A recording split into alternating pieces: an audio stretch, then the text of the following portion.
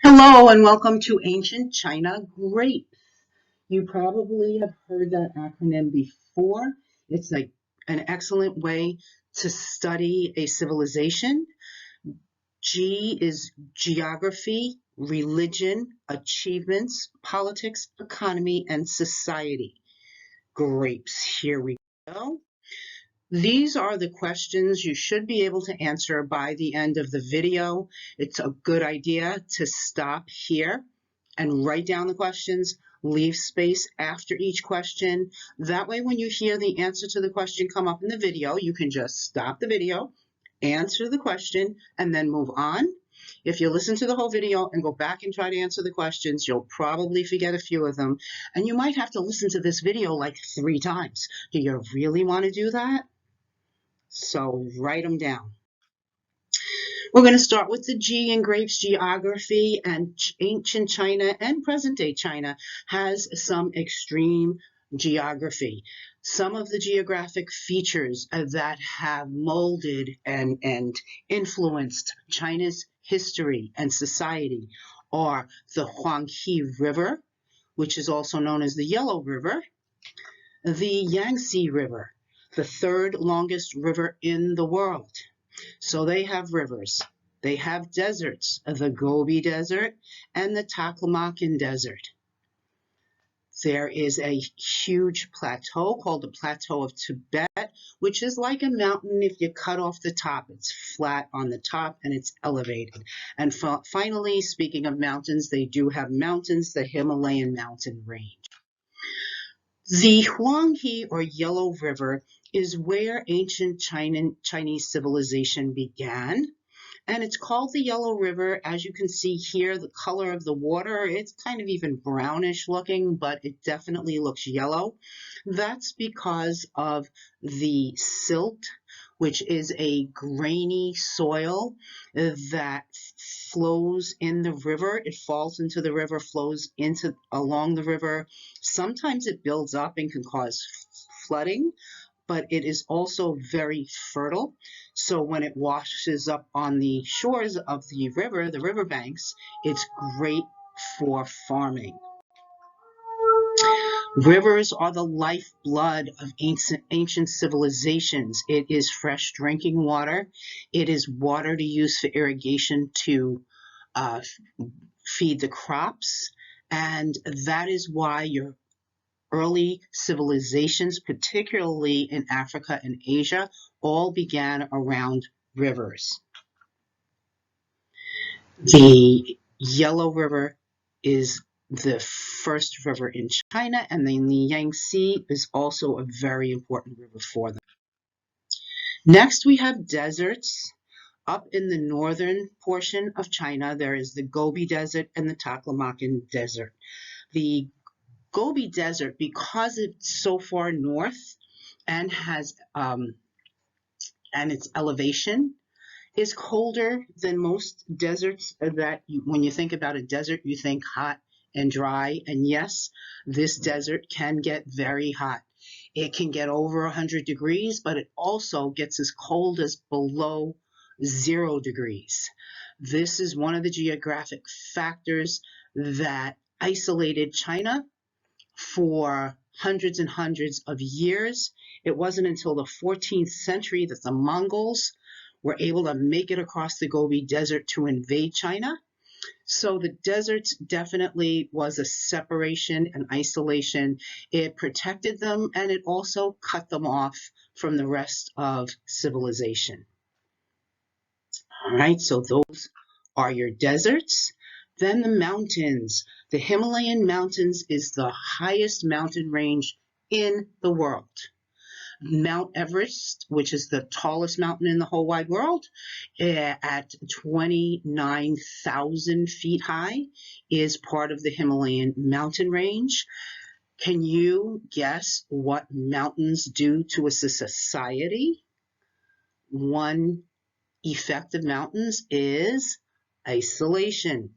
Again, back in the day, before airplanes, it was very difficult to traverse these mountains, and the Himalayan mountains helped to isolate China from the rest of the world. So you have two deserts as well as mountains that cut China off. Now let's look at the religions of China. The three main early belief systems are Buddhism, Taoism, and Confucianism. First, we'll look at Buddhism. This religion was started by a guy named Siddhartha Gautama. He was a very rich and sheltered man who lived a great life. And one day in his 20s, he came across an old, sick, hungry man, and he kind of freaked out. He was like, what is this suffering? He goes into town and he sees people suffering, and he didn't understand why. So he did what anybody would do. He went and sat under a tree for 6 weeks, meditating to find the answer. He came back, and his answer were the Four Noble Truths. What Siddhartha decided or became enlightened to was the fact that suffering is a part of life. Everybody suffers. The reason you suffer is because you have desires. Think about something that you didn't get and then you were upset. So the third noble truth, if you give up desire, you will end your suffering. And the way to do this is to live through the Eightfold Path, which is a series of moral rules on how to live your life. That's Buddhism in a minute. Then we have Taoism. So this began around 550 before the Common Era. And Taoists believe that for every good, there is a bad. There is balance in life.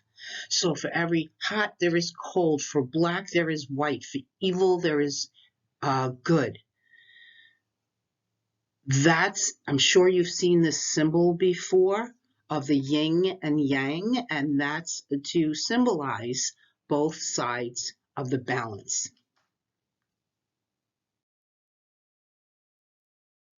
Next, we have Confucianism, which is more of a belief system and a philosophy rather than a religion. There is no God, but Confucius was a philosopher and a teacher, and he taught many ideas that even today Chinese people live by. One idea he had is called filial piety, which is respect for your elders, as well as there is a hierarchy of people that you must respect without question, from the emperor to grandpa to the father to the son, and then women were at the low end. This is one of the reasons why there was not equality between men and women in Chinese society for most of its history. But what Confucius said is if everybody knows their place in society, then things will be calm and peaceful, and there'll be order in society.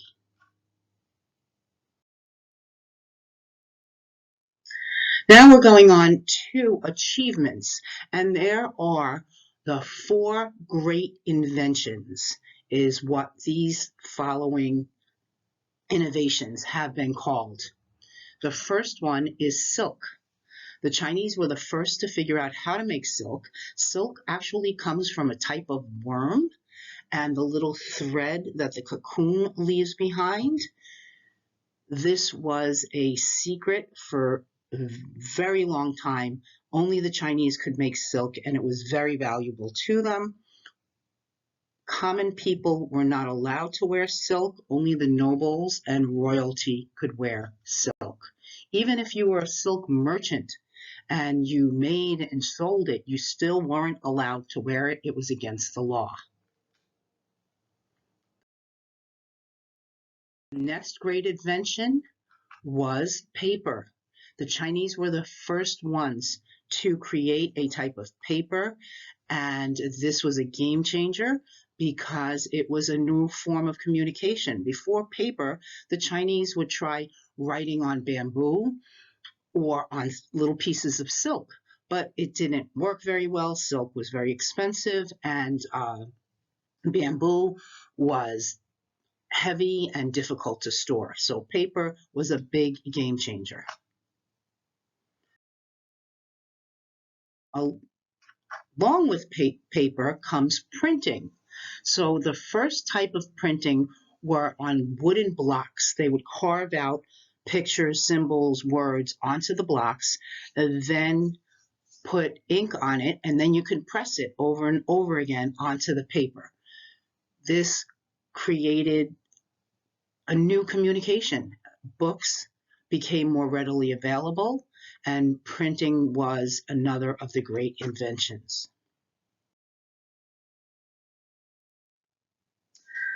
Finally, the fourth great invention is the compass.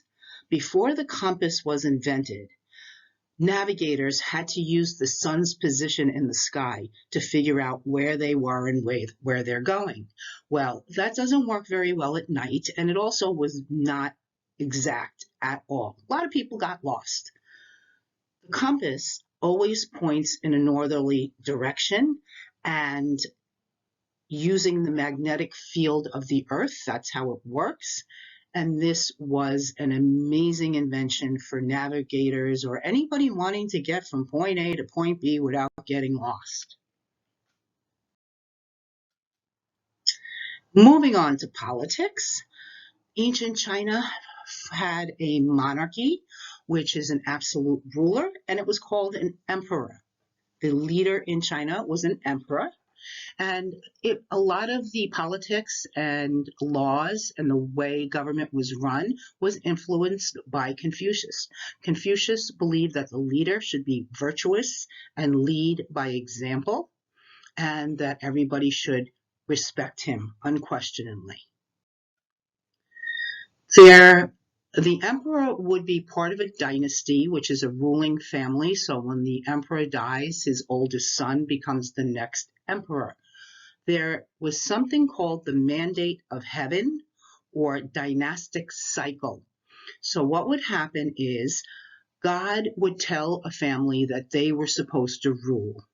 That's when a new dynasty would begin. If you look at the top of this chart here, and so the new dynasty would bring peace. They would take care of the peasants. They would build roads, and everything would be great for a while. But as the generations go along, things would start happening to make the people unhappy. Maybe they would increase taxes. The dynasty would not keep up with the infrastructure, such as irrigation and roads of China, so that the people could travel and trade. And then the people would revolt. There was also floods and famine and drought, and that was blamed on the dynasty as well, even though we know today that the emperor really can't stop a flood. He was blamed for it. So then the people would revolt, they would protest, and the old dynasty would lose their mandate from heaven. God would tell a new dynasty, hey guys, you got the mandate now, and the cycle would start all over again. Economics. In China, as in all of the ancient civilizations, the main economy was always agriculture. This was before mechanical things like plows to help people farm. So it was very human intensive, and almost everybody had to be growing crops to have enough food to feed the people. Most farmers in China was something called sharecroppers, and they did not own the land that they farmed. A wealthy landlord would own that land and rent it to them in exchange for a share of their crop, hence the name sharecroppers. China also had a very large trade system. One of the things was silk, which we mentioned before. This was a main product. When this got out to the Middle East and Europe and Africa, they loved it. And so the Chinese would sell silk to the out west, and as well as they became aware of some products that they wanted, spices from India, for example, that they would buy from the Western cultures, and a series of roads began, and it became known as the Silk Road. And traders and merchants would travel these roads in both directions doing business. That's the Silk Road. All right, let's look at the society in ancient China. They had clear social classes with the emperor at the top. Then government officials were very highly respected, and nobles. Next came the peasants. Below peasants were the artisans, then the merchants, then the slaves. If you notice, peasants were higher than artisans, which in many other cultures it was the other way around. But the Chinese people respected the farmer as having a very important job in planting, growing, and harvesting the food to keep society alive. So they had more respect in China than in other places of the world. And these social classes were dictated and enforced by the government.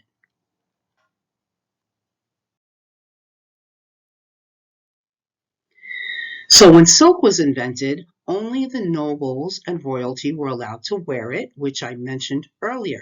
This shows you one example of how the different classes could easily be seen. Just at looking at somebody, you could tell what class they were in. If they wore silk, they had to be a noble or royalty.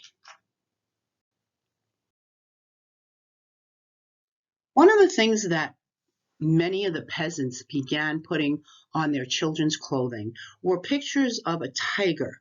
The tiger was believed to protect and ward off bad luck and evil spirits. And so women, mothers would put it on their children's clothing. Well, after a while, the nobility also liked the tiger and started using that on their clothing.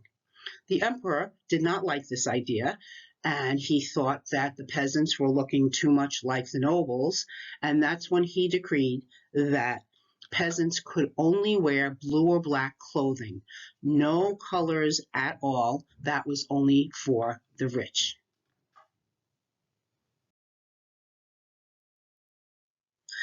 Another cultural norm in China began around 960, and it was the binding of female feet. So the story was that an emperor wanted his wife to dance for a party, and he bound her feet to make her dance in a very lilting, feminine way.